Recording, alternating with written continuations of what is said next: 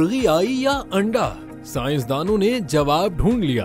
पहले मुर्गी आई या अंडा, ये मुअम्मा कब से हल तलब था। गोया इस पर काफी तहकीक के बाद जवाब भी ढूंढ लिया गया था, लेकिन वो कुछ खास तसल्ली बख्श नहीं था। लेकिन अब साइंसदानों ने इस मुअम्मे को हल करने का दावा किया है। जिनेवा यूनिवर्सिटी की एक तहकीक में दावा किया गया कि पहले अंडा आया था और उसके बाद मुर्गियों की आमद हुई। उनका कहना है कि जमीन पर जिंदगी की पहली शक्ल एक खलीए पर मुश्तमिल थी और वक्त के साथ इर्तिकाई मराहिल से गुजरकर खलियाती निजाम पेचीदा होता गया। इसी को मद्देनजर रखते हुए साइंसदानों ने एक खास किस्म के खलिए पर तहकीक के बाद इस नतीजे पर पहुंचे हैं कि जनीनी नोशोनुमा जानवरों के इर्तिका से पहले होती है, इसलिए मुर्गी से पहले अंडा दुनिया में आया था।